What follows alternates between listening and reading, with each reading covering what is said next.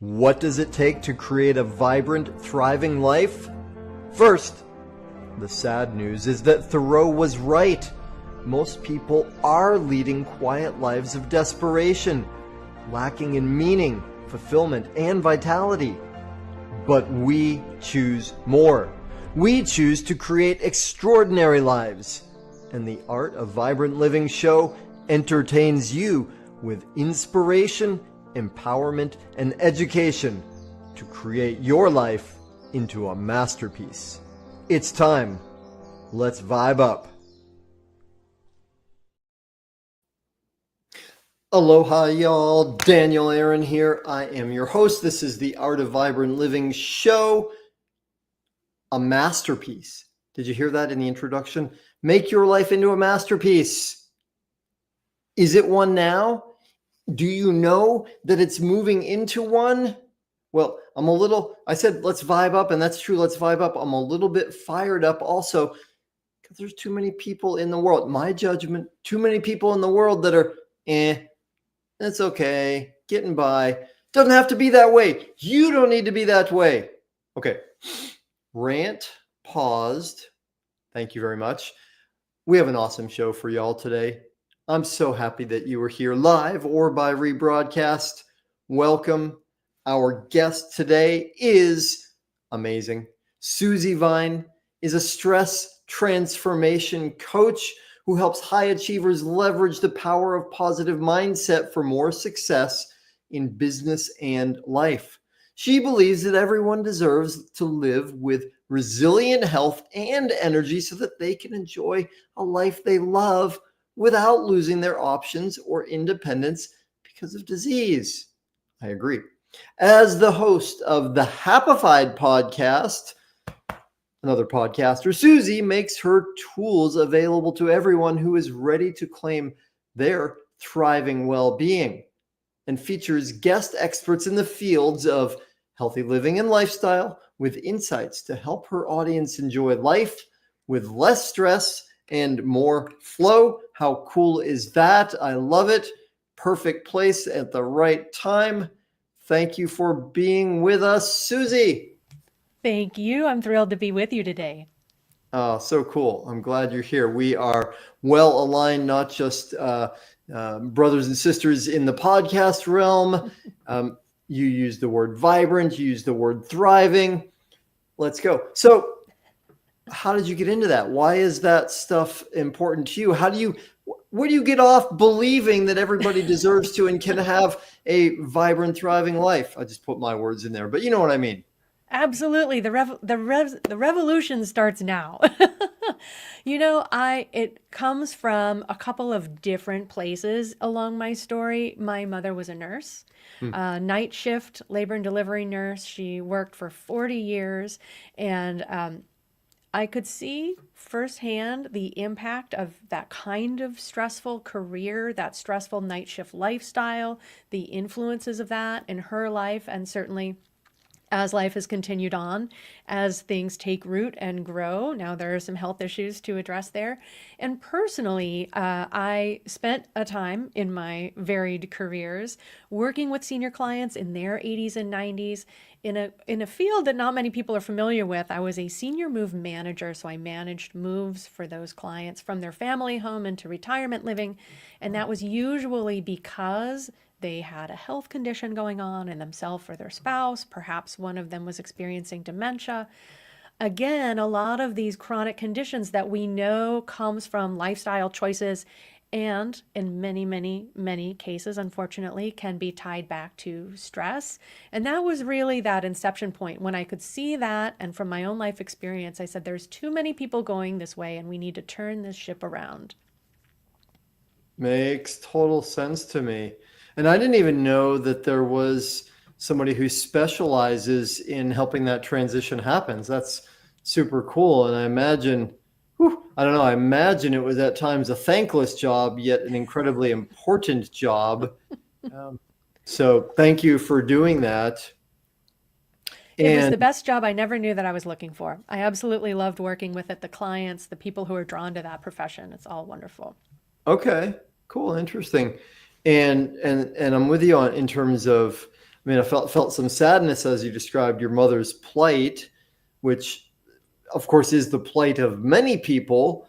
And I don't know if this is true, but I feel like in some way a generation before ours or two, that was also more the way it is. And happily, the evolution of the world is such that more and more people are saying, well, wait a minute, I don't have to live that way. Right. So, Truly. yeah. Okay. So what do you think is the biggest obstacle to having a thriving life, incredible health, resilience? What messes people up with that? Well, I think I really love that you already landed on that generational difference. Hmm. You know, we think that life is really hard, and there are a lot of aspects of life right now that are very hard, and it's not very many generations that we need to go back that we can see that things were truly life-threatening and that survival was a much higher regard. And as you're mentioning, the generations before us, you know, work is what you do to get by. It's a necessity. And more, both parents were breadwinners, you know, and we all kind of adopted this mindset that stress happens. It just is part of life. There's nothing to be done about it.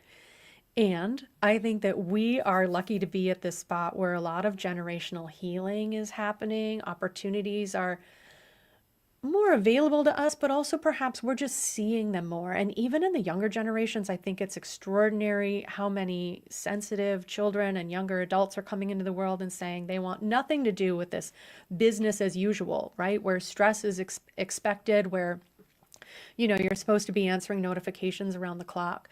And so I think that right now we're at a really powerful place where there's information widely available to us. And if we take advantage of that, we can reclaim control of our health, of our well-being, of our mindset, feeling more positive more often.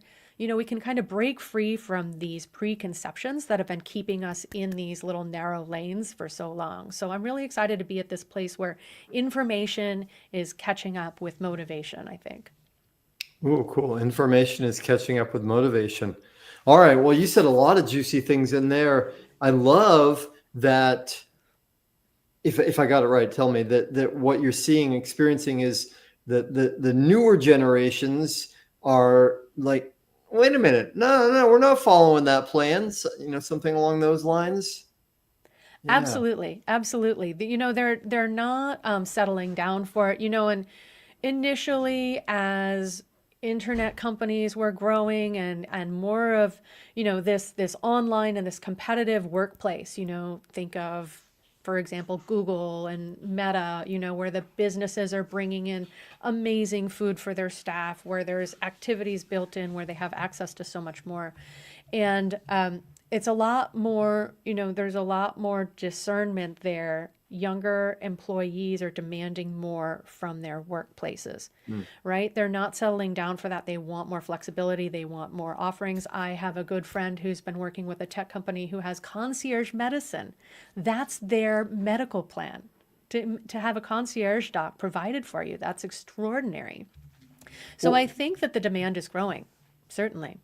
Okay, cool. Well, and I like that that's a flip on one of the narratives that we often hear from people in their 40s, 50s, 60s, and beyond.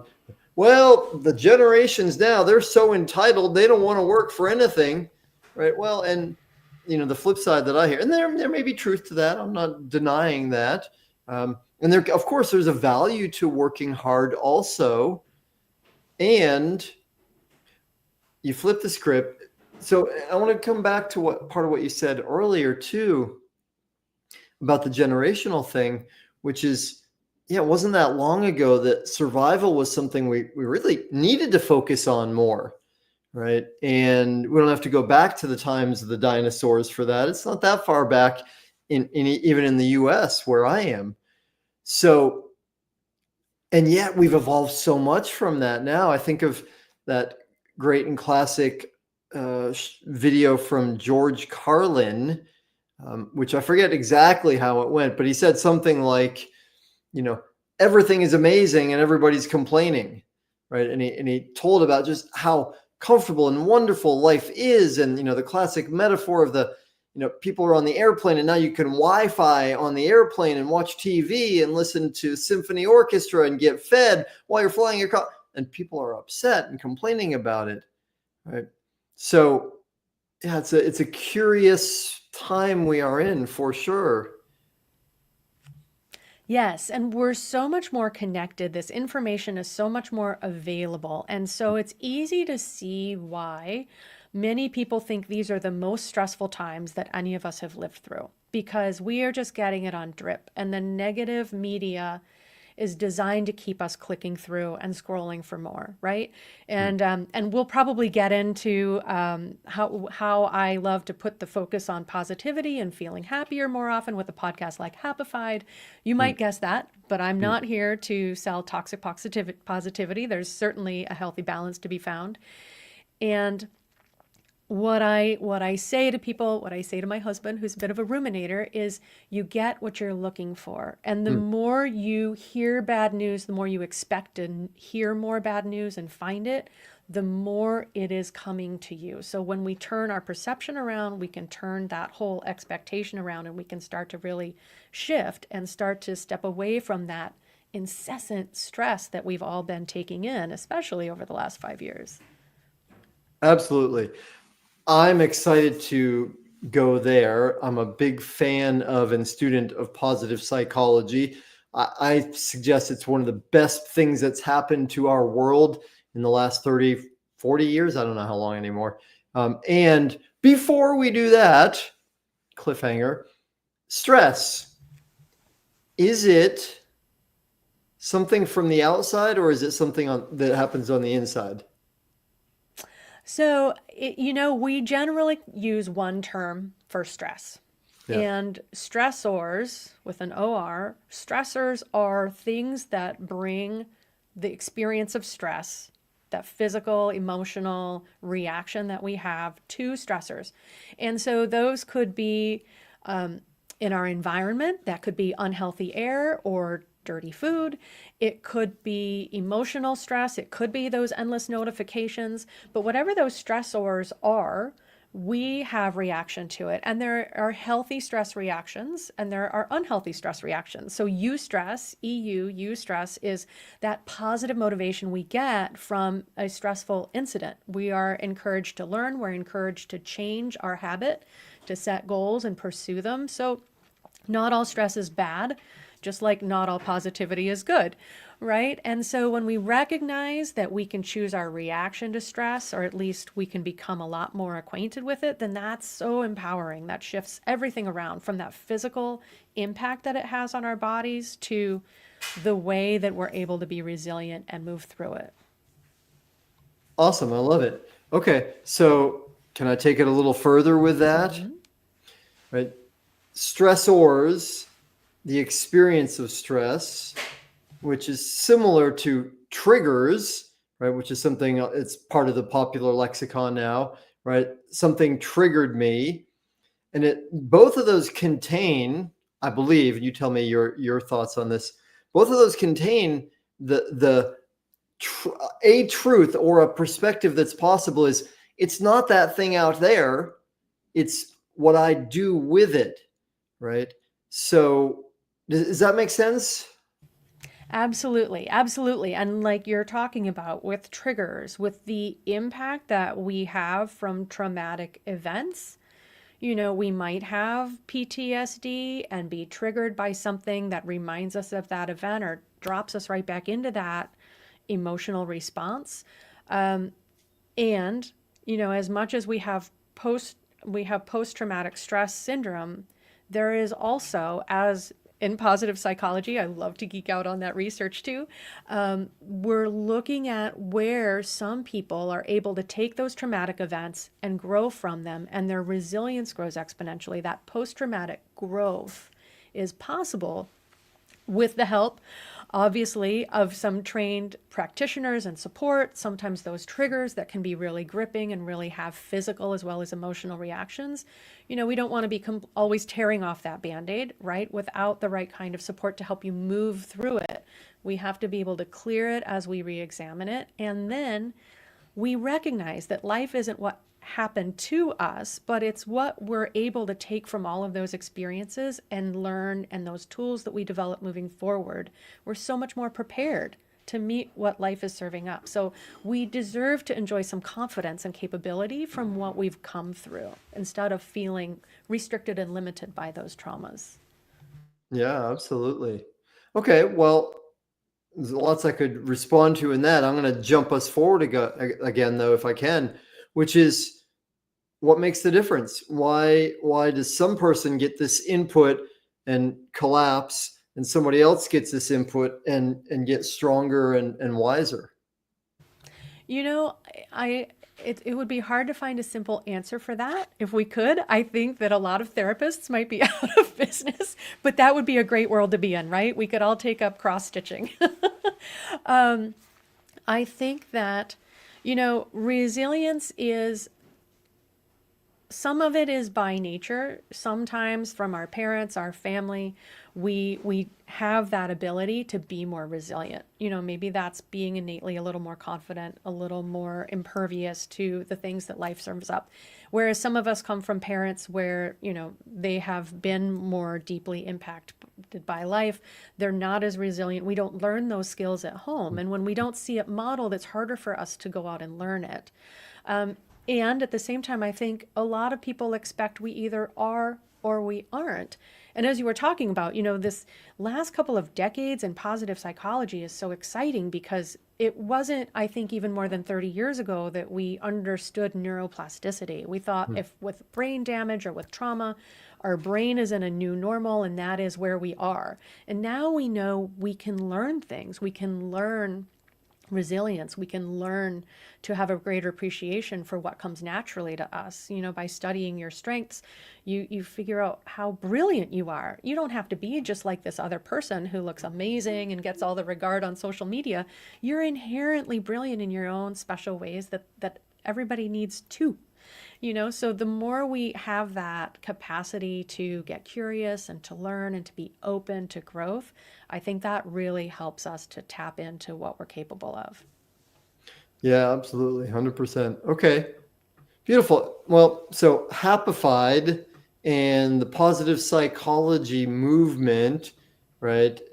We share a love of that world. And I'll say one more thing before I ask the question. One model I've seen, which I think you as you mentioned a moment ago, well, what a world it would be if we didn't have therapists anymore, right? And one model, one framework for understanding the realm of therapy or psychology, right, is that, not psychology, what's the other word I'm looking for there? Therapy, psychology, I don't know. That whole field, yeah, hopefully that's clear enough, it's going from dysfunctional to functional, right? You know what I'm talking about. Mm-hmm. And then the positive psychology movement, and I would submit what coaching is about, is going from functional to extraordinary, to living into our potential, right? So how does that square for you? And will you tell us more about what you do with Happified? Sure. And I think, that was really revolutionary when these researchers 30, 40 years ago started saying, why don't we stop looking at why people have mental disorders and why don't we look at the people who are inherently resilient or happy, people who rate themselves as positive. And just like I was saying earlier, you kind of get what you're looking for. The more we can turn our attention to what are the secrets of these people who can just come through life's up and downs and say, well, that was a learning lesson. What's next? It's such a gift. And so I love that now there's science, there's research validating these practices of positivity, and you can actually raise your set point, to feel more positive more often through some simple exercises that just, it's too easy and good to be true, right? But through repetition and bringing it in, it can be that easy. Yeah. So it's really exciting to be in that space. And that was why, given the opportunity, I got to study with some terrific guys who host a great podcast, and they took a bunch of fledgling little, hopefuls, and we all launched together. So that was great collaborating with that group, but also, it took the fear of tech out of the way and just gave me a whole new playground to bring as I was reading books and bringing in all this information from research. Like, this is too good to keep to myself. I have to share it. So over the last 5 years, through the episodes of podcast of Happified, now I'm up to episode 178. I'm bringing them all together on my website, 3xlessstress.com. And then you can search the different episodes and you can find what's relevant to you, because sometimes it is stress. Sometimes it might be hormonal health. Sometimes it might be nutrition or functional nutrition, or finding, support for specific situations going on, because there's many, many different avenues where stress can be coming in to our lives, right? I look at the 3 aspects: physical, emotional, and environmental stress. And if we are getting stress on one of those levels, then that is filling that bucket and compromising how resilient we can be to the rest of what life serves up. So as much as I can shine a light on different tools for your toolkit so you can feel more resilient, you can feel better resourced, better rested, better fed, getting whole nutrition, then we have that juice that we need to step into the real challenges that life serves up, because we're always going to be finding stress in life. But that answer and that ability to respond is what we all need to be able to turn to when we need it. Beautiful. I'm with you. Nicely said. And it occurs to me that it's worth me rewinding for a moment and saying there's nothing bad or wrong about going from dysfunctional to functional. That's really important, right? And I've benefited from therapy. I've had a diagnosis. I know lots of people that benefited from using pharmaceuticals that help with those kind of things. And I never tell anybody that they're bad or they shouldn't use those things. What we are pointing to, though, is that there's this other realm of possibility. And yeah, how cool would it be if we don't have anybody that's dysfunctional? Okay, that's probably a platitude to say it that way. But what if more and more of us are into this realm? And I mean, that's what's happening, right? So, and you've mentioned a few times the word resilience and becoming more resilient, right? And well, actually, let me just pause that and ask for a brief definition. What does that mean? Resilience. I believe that resilience is our capacity to respond and to move through the challenges that we meet through life. And every day is going to have some nature of challenge somewhere on the spectrum. And, our ability to see it, to see potential in solutions, in resources, in reaching out to get the support that we need, if that's the case, instead of being stopped in our tracks, but knowing that if we come at it from different angles, if we put a little bit of effort into it, that effort is going to be rewarded and we can move through and we can be stronger and better able to meet challenges in the future. Okay. Cool. So you actually, from my perspective, you took it a bit beyond resilient and you took it into the realm of what's these days referred to as anti-fragility, right? Becoming anti-fragile. And I'll share with you, if it's okay, the distinction I see there. And I'd love to get your take on this, because one way we could look at resilience is like getting through it, right? I'm tougher, I can handle more, and I'm going to make it through. Anti-fragility to me suggests this possibility that we can face adversity, we can have stressors or triggers, and they make us better and stronger and happier, right? And it's possible, I'm still working on this myself, it's possible to get punched in the face and go, "Ooh, goody," literally or metaphorically, right? Or to have something, quote, bad happen and already be joyous about it because we know that it's leading to greater freedom or love or vibrancy. What's your thinking on this, that distinction? I find that really interesting. That's a fun space to play in. What are the benefits of anti-fragility and where can we go with that? Hmm. And I've already mentioned spectrum. I'm definitely colors in the middle of the spectrum girl. Just as, there's positivity and toxic positivity, there's pretending everything is okay when it's not, when there is something that needs to be addressed and resolved.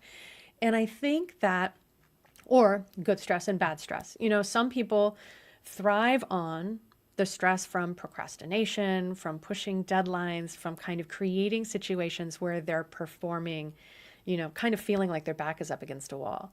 And that adrenaline can help promote focus and attention and help you get things done faster. Hmm. And you're going to need more recovery from that. Hmm. So there's a balance to be had. And I find it really fascinating. And I think as more people move into this space, as we talk more about post traumatic growth, then maybe there's going to be some super achievers, some biohackers that are going to say, great. So every challenge that I get is only getting me better, better geared up, better girded to meet whatever challenge comes along. So, I don't know if some people, who kind of thrive on adversity are going to cultivate situations that then they need to persevere and be victorious in. But I think there's a lot of potential there if we step away from this concept. And I don't want to minimize the trauma that anyone has experienced. There's big T traumas and little T traumas. And if we can stop only seeing the limitations of the traumas that we've experienced and start seeing those growth opportunities, seeing those lessons that we can take away from it, seeing how much stronger and better prepared we are, that could be really empowering. And Hmm. empowerment is what I love to see more of in the world. So I think it's a really important conversation to be having. Awesome. I love it. Okay. I'm with you on all of that. So then, how do you help people with that, right? Because you work with people and that's a big part of the focus of your work. What do you do with them? So the way that I love to work with my clients is find out, where they are in their stress, in their relationship with it, first identify from those aspects that I mentioned, physical, emotional, and environmental stresses. What seems to be the biggest impact right now? What can we get the most return by addressing? Sometimes we live in an unhealthy home. Sometimes people have emotional stress that they just can't move away from, and that is really taking their energy and really keeping them from being able to be resilient. So if we find out first what areas are the biggest drains in terms of the stress that they're experiencing, and then look for solutions there. Then I really love to get to the next stage with my clients, which is what are your goals? What is exactly what you are driving for, not your partner or your family or your social expectations, but what's going to light you up so that there is something magnetic pulling you forward so that, then we start moving that balance between recovery and feeling more energized and more resilient. And then what is going to help spur us forward so we have something to aim for? Because we are by nature people who, people love to grow, to test limits a little bit, and to, feel good about what we've done. Sometimes it's just competition between ourselves and somebody else, but if we can look at what we've done and how we've grown, then that's so empowering. I love to watch that light up. Yeah, beautiful. Okay, that makes sense. So part of it is discovering, which of the three realms of stress, if you create some movement, is going to give you the most benefit, Hmm. right? And then as you start freeing up and getting more able to vision the future, what is your future? What do you want? Right? Without a vision, man perishes. And yeah, absolutely makes sense. We want something to draw us forward. Okay, cool. And Hmm. what does that look like? How do you work with people? Is it Well, just conversation? yes, yeah, we do a lot of conversation. I work primarily online with my coaching clients.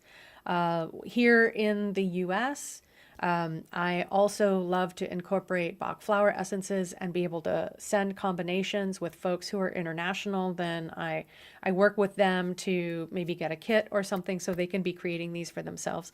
But Bach flowers are a really beautiful way to address that emotional aspect of stress where if we can lift that load, it's a lot easier to see the potential that's available to us because we aren't feeling so drained or so self-critical or so worried about our safety or our family's safety. And when we can start to, move forward from these emotions that can get such a grip on us, then it's a lot easier to see the vision of what we want to be creating and moving into. And sometimes that can help accelerate that process too, through clarity in the direction that speaks to you, through, better focus. And so I love to incorporate those. Those are kind of one of my secret weapons there. And really just helping people feel like they're developing the tools so that they know what tools they have, what resources they have available to draw from when they meet a challenge. And we can keep refining that as we go. Yeah, beautiful. Well, it's for all of us on the hero's journey, it's useful to have some tools. Yeah, nice. Okay. Well, and speaking of tools, I believe, correct me if I'm wrong, you have a gift for our audience. Is that true? I absolutely do. So I've created a PDF resource. It is called Conquering Overwhelm. It's a 21-day plan for resilience, and that is a free guide. And after I first created the guide itself, I knew that, there's a lot of intention. Maybe some other folks like myself have gone for great resources and saved the file and never gone back to it.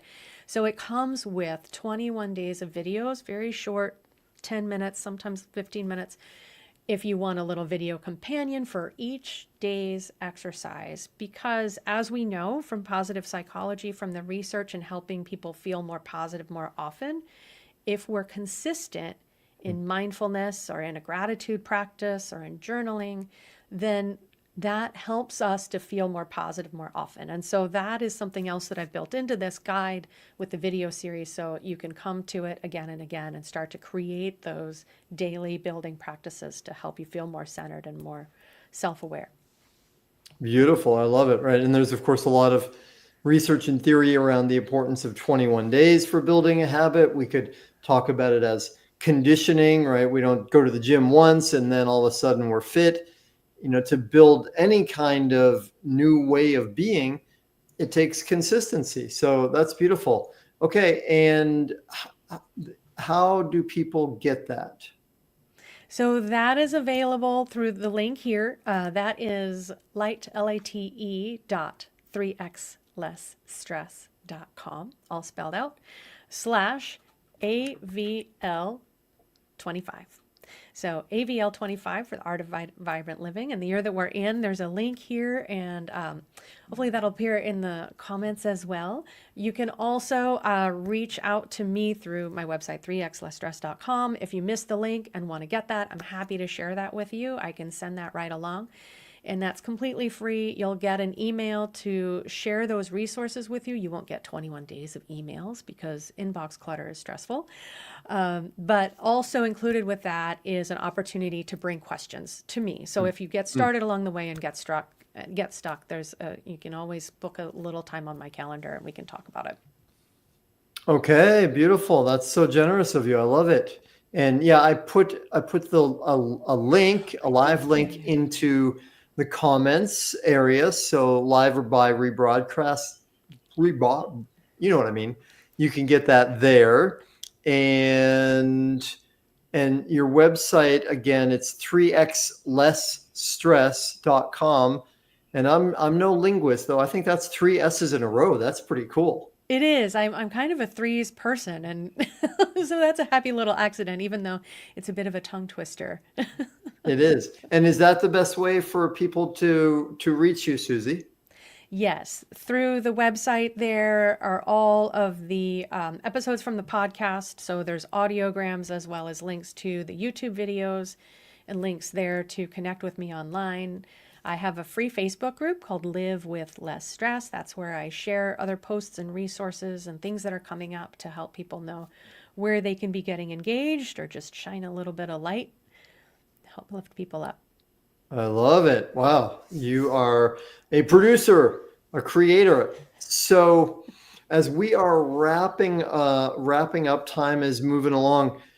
Is there anything I haven't asked you, Susie, that you would love to bring forward?